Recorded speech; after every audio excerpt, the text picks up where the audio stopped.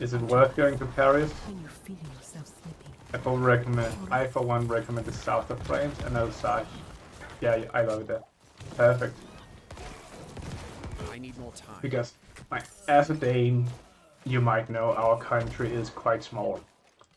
So I take for granted that, like, I don't know how it is, but maybe not everyone in France has been to Paris, even though it's the capital. But, like, Copenhagen, the Danish capital, is never further away than 3 or 4 hours for any one person in Denmark. Like, you can always just go there and come back in the same day. It's not a problem. And I'm not quite sure of the scale of France, if that's possible. Or if it is such a big travel. But considering a lot of people drive through Europe on like a 1 or 2 day trips, I'm guessing it's not too bad. Thanks to you. What the footing this dog? This Yuri war? Or is it just some random dude? Oh, okay. 2 seconds. I'm curious. Now we're gonna do some maps. France. I think a lot of people go to Paris at least once, though no one outside of it wants to live there. What is the how to say? What is the reputation of Paris to French people living outside of Paris? Alsace. Food is fire though. I don't. So it is over here.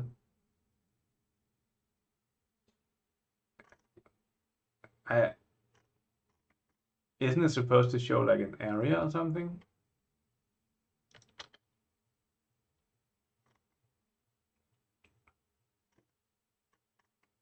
So you have Germany here, and this must be Switzerland, right? I have one friend who hates Paris and people from Paris. Pretty bad, rude people. People can't drive. Yeah, fair enough. I live next to Colmar. Check it out. Beautiful city. Colmar. I saw it here. I have a coworker who says he goes to France at least once a year for a couple of weeks, and then he works from home but in Paris, right? So he just takes care of his normal job. But he says it's weird because if people spoke to him anyway at home, the way they speak to him in Paris, he would be telling them off and he would be yelling at them and he would be so angry. But in Paris, he's just like, yeah, they're so rude. Yeah, I am a piece of shit. Yeah. And I don't know, for some reason he says he just likes being trod on when he's in Paris, but he wouldn't accept it anywhere else. He just has this weird, I don't know, weird masochistic mentality when he goes to Paris. This is really beautiful. Okay. I guess the classic is to say it looks like Venice and it looks like Amsterdam a little bit because of the waterways. It is really beautiful. Sound like my dad working, honestly.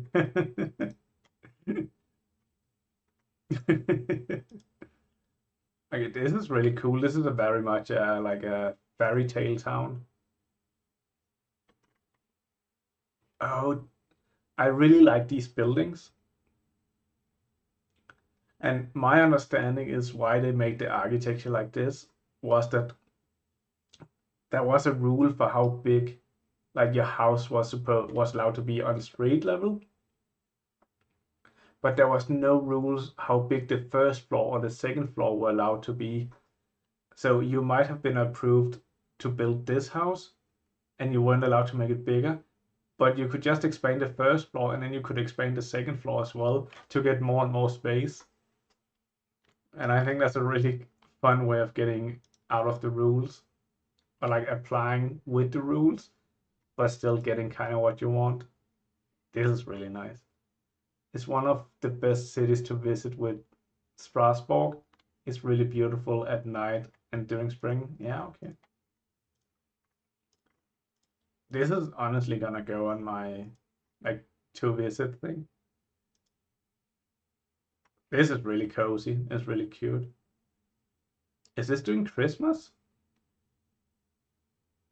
It's actually just tradition. There wasn't that kind of rule. It was just easier to make. Also resist earthquakes better. Yeah, fair enough. It does look Christmassy, but the snow is missing. Not that we have a lot of snow here, to be fair.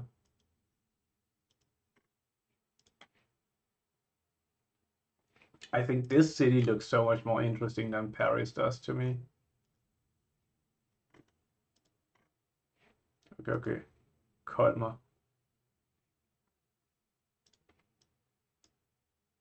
I guess it would be a bit unfair to only look at that place. This just feels like such a big city to me. Like there's so many things.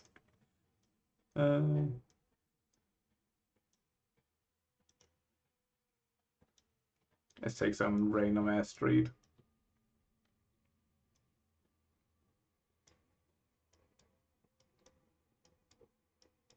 We don't get a lot of snow either, but when we do, it do look beautiful. I can imagine. Okay, so you still have like these semi-modern buildings, but I'm guessing there's some streets that are just, yeah, predominantly these old ones. It's really cool. My wife would love this. She would, I, we like our walking speed would be 500 meters an hour or something like that because of all the pictures that needed to be taken if we go here. Like she would max out her phone's storage with pictures in the first day, and then we would have to sit and look through them and be like, "Oh, what do you think of this picture, honey? Should we save that or should we delete it?" And I'm just like, I don't care, babe. Like, just do what you want. It's the biggest cities of the south of Alsace, but the biggest is in Alsace is Strasbourg. So Alsace, and I'm sorry if I'm butchering the pronunciation, but does that go across borders? Because like Strasbourg, that sounds very, it sounds very German, but it's still France. That's interesting. Did you capture this from the Germans? You must have. Like, the French people would never have. Well, I would say the French would never name a city Strasbourg, but you probably pronounce it something else, right? You don't say all the letters, so it's like Strasbourg or something like that, isn't it? Whereas us uncivilized Scandinavians and Germans, we just say Strasbourg. But I'm sure you ignore the second S and then it's not Borg, it's just Borg, Strasbourg.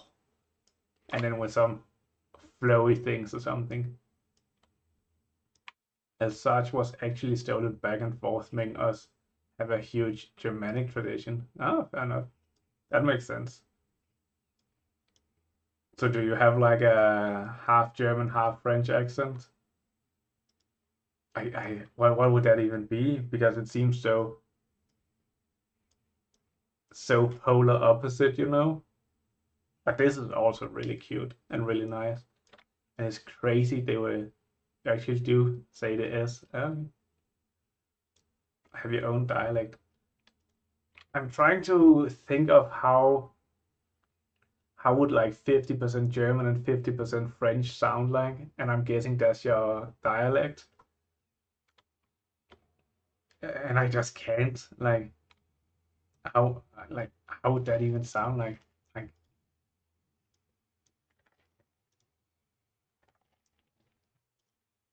but this is really cool as well.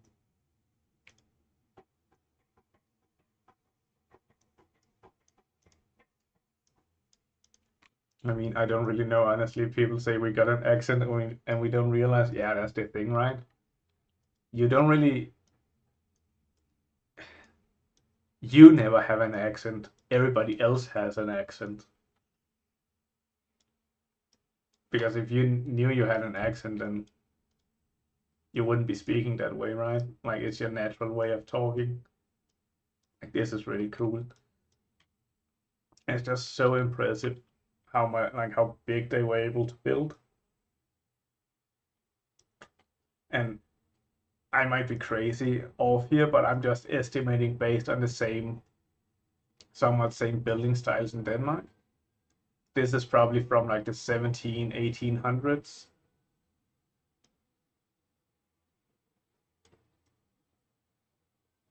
I would be surprised if it's much newer than that, because newer than that, then you start to have these kind of brick houses, right?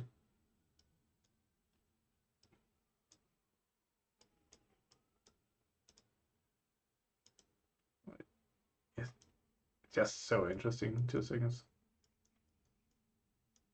Like, look at all these fucking windows. Like, they look so random. Like, why is this and that not on the same level? And what's up with this one? Like, they're just thrown around wherever they wanted to make one. It's so organic, I think you could say.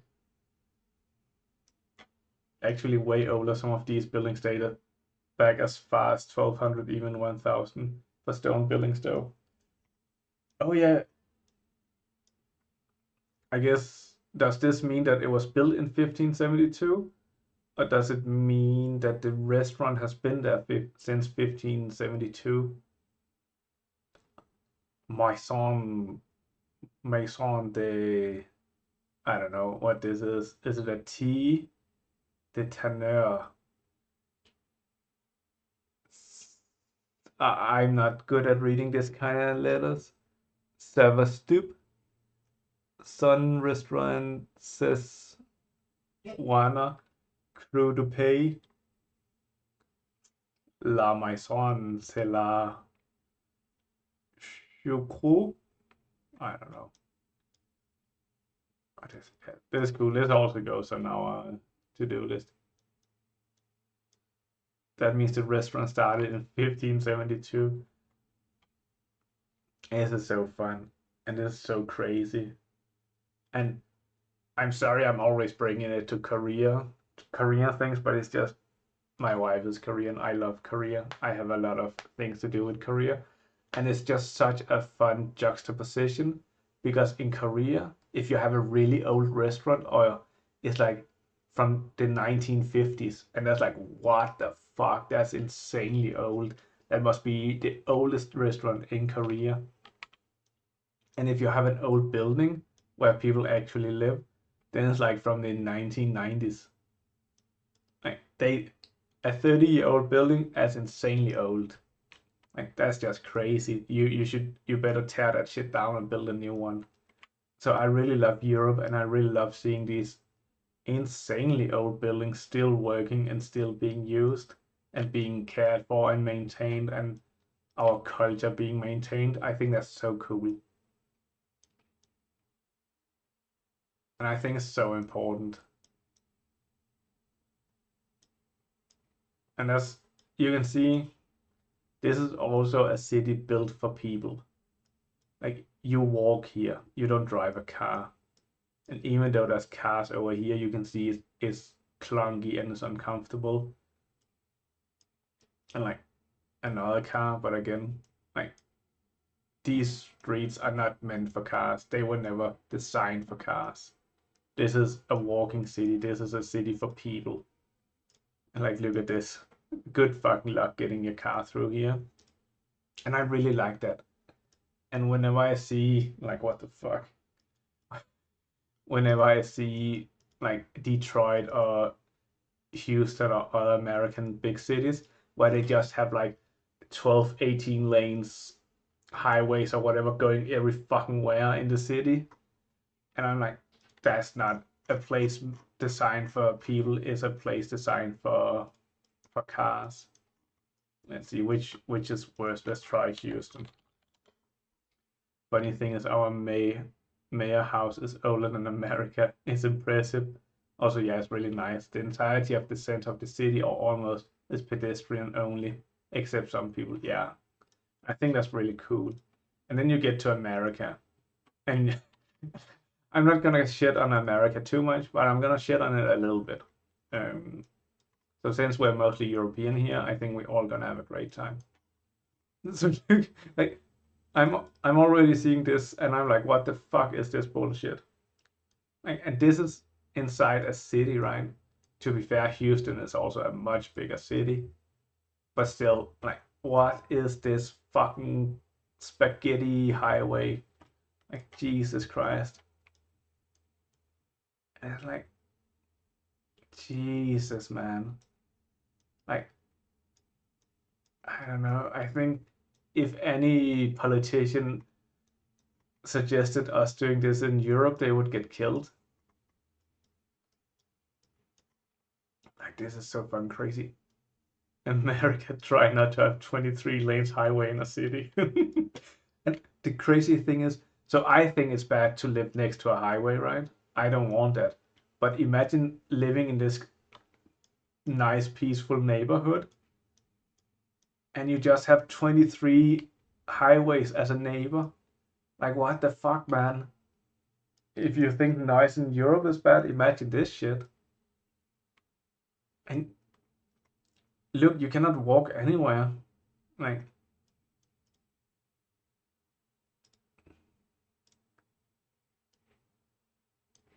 I'm actually surprised they have this. This looks as good as it's gonna get in America. But Jesus, just huge ass roads. I don't know, this is just...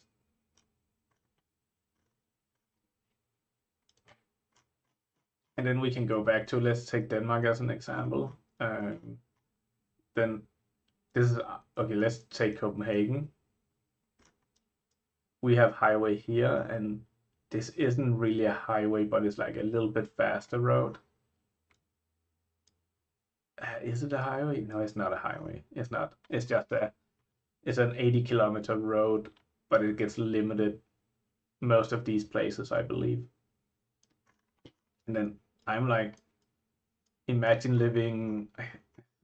I found a house here, I think.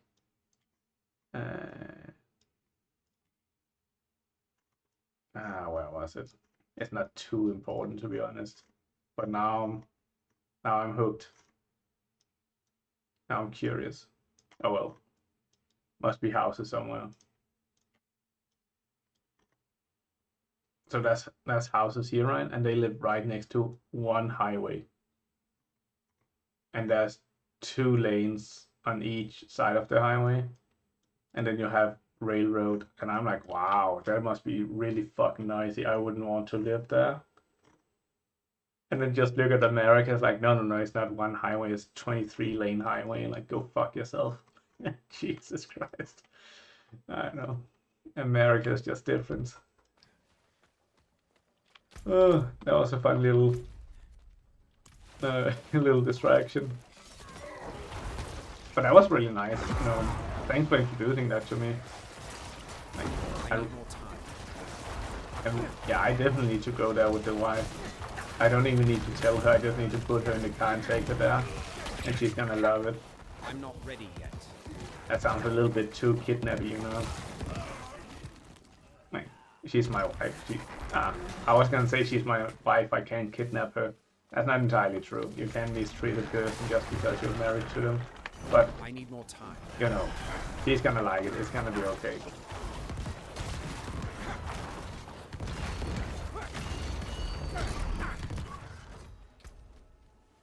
Defensive stats and more damage, I think. I need more time. Wait. Oh, a chart key. Oh, and then I can open this. Okay. Ooh, now we kill Yuriva, the holy villain. Oh, sounds good. Like, please feel free to just talk as much as you want about Alsace. I love to hear about it. And I love to hear about culture and different regions in Europe. And I've never traveled a lot. So, but I'm so interested in like the culture and what makes it special and what is like, if I were to go there, what is the cool place to go and so on. And we are we are currently planning for my wife's family to come and visit us next year, and we might drive through Europe a little bit. And I wasn't quite sure where to go, but now Alsace will definitely be one of the stops, even though it is quite the drive.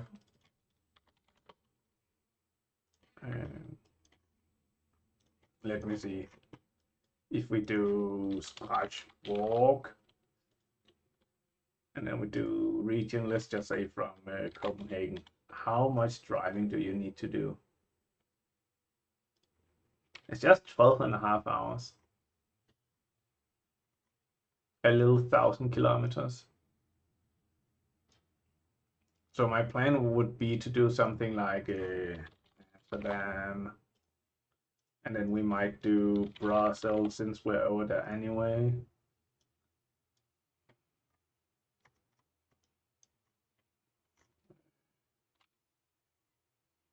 I've also heard Bruges, or do they just call it Brugge? That was quite nice, but I've mostly seen that from the movie called In Bruges. Bruges? I don't remember. I don't know how to pronounce it. So might do something like this, but it's also a lot of driving, but it might be okay. Need a good car for it. And then we're just gonna avoid Paris. Fuck that shit. Like, at the very best, we're gonna go to Paris to be like, just to confirm how shitty it is. But I'm not quite sure. And then there's also that like a super swag. Neun Schwarz. There it was. No Swine's Castle. And also seems quite cool.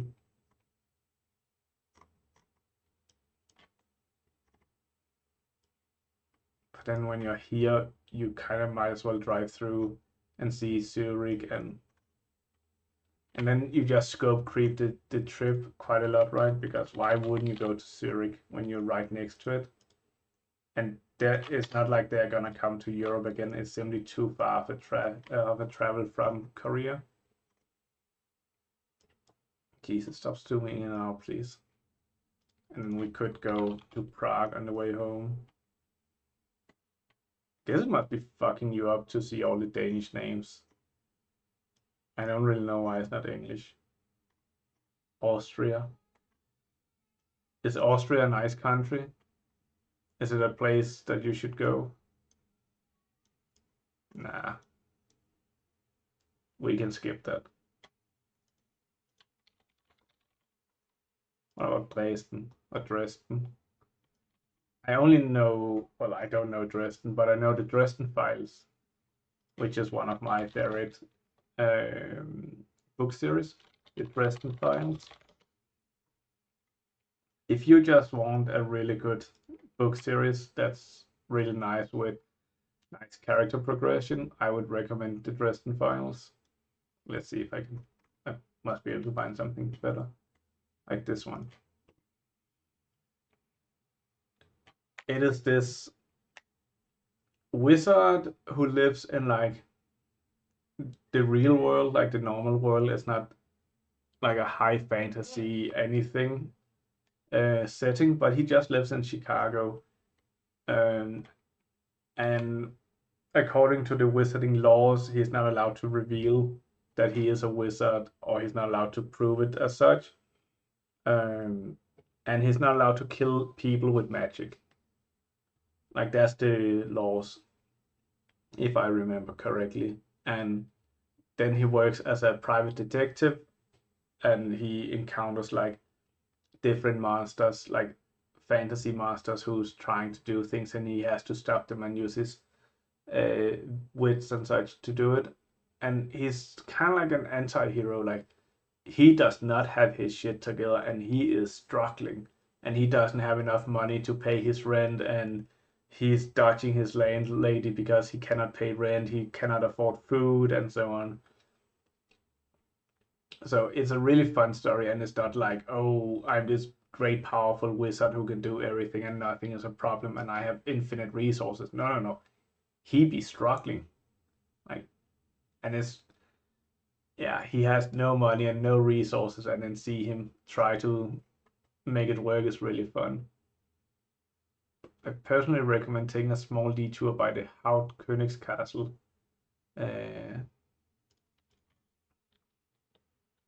Haut Castle. Is this one? Where is that?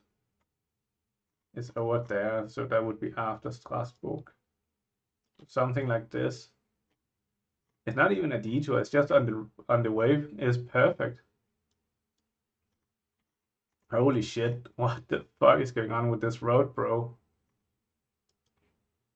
And we were shitting on Americans earlier. Damn, France. What you doing? I'm guessing this is some kind of mountain ride, so you have to do this kind of road, but it just looks crazy. This also looks really nice. Can we get down there? Holy shit. Holy shit, this is a real mountain. Okay. Damn, imagine biking up here.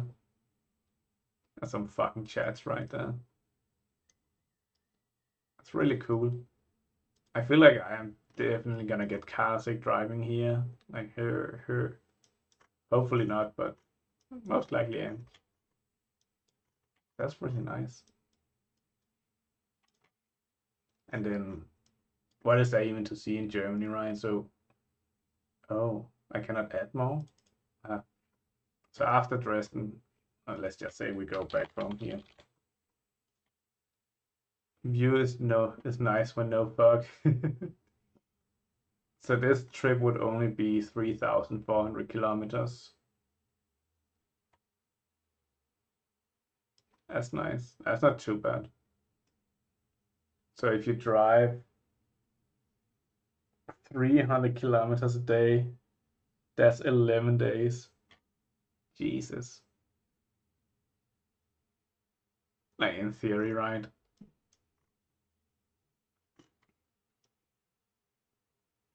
That's crazy.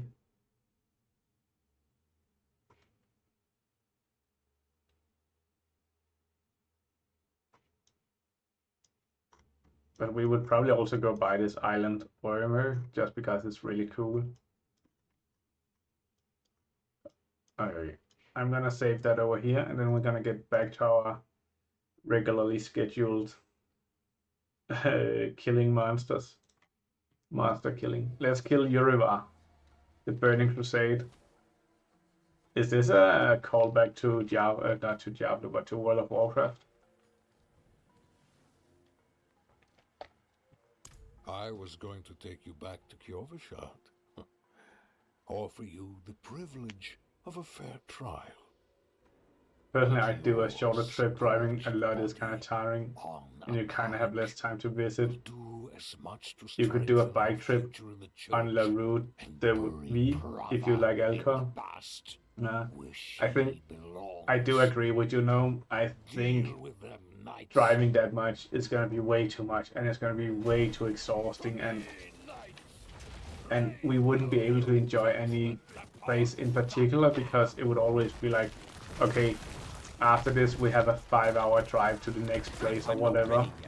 So so we only have this much time here, and then we need to go. I would hate that.